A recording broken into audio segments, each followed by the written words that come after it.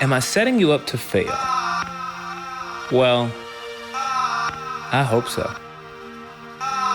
The great late Maya Angelou said this: "You may encounter many defeats, but you must not be defeated."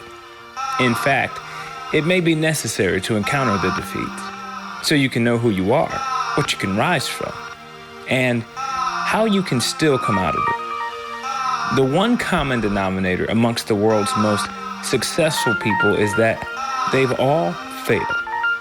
They all missed shots, failed businesses, made films nobody wanted to see, wrote blogs nobody wanted to read, and made music nobody wanted to listen to. Part of what makes them who they are is that they failed before they succeeded. So what if chasing failure was the quickest way to succeed? If we could somehow remove the fear of failure from life, what would you do? What would I do if I knew I could not fail? Well, I'd be in the NBA. And the only way to know if that dream could become a reality is to try. If you're a singer-songwriter, you've got The Voice, American Idol, X Factor. If you want to be a successful entrepreneur, you've got Shark Tank. If you think you can dance, well, there's a show for you too. But what about if you want to be in the NBA? My journey to getting an NBA tryout required more of a mental adjustment than a purely physical one. I knew that if an NBA team would give me a shot, I would have to exit out of the open gym, run and gun mindset I was used to playing week in and week out.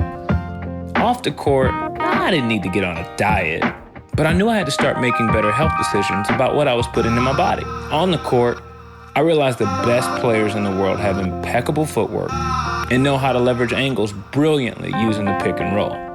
So I put myself through drills that would mimic that activity best. One of the characteristics that separates the great ballers from your average ballers is how they respond to missed shots.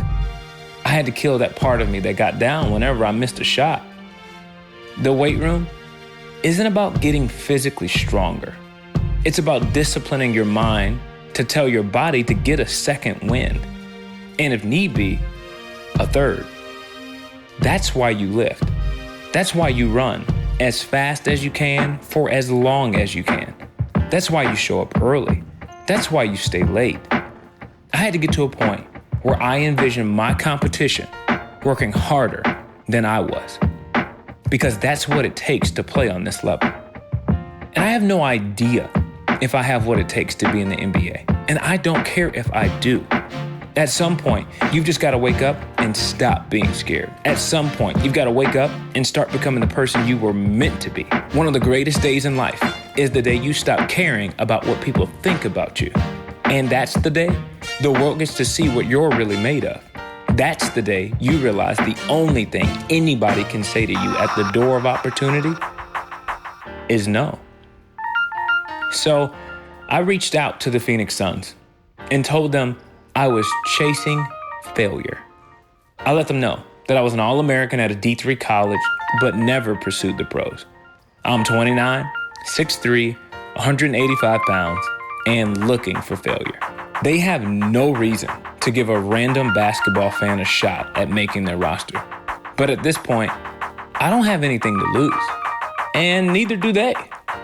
What if I fail? Many have and moved on.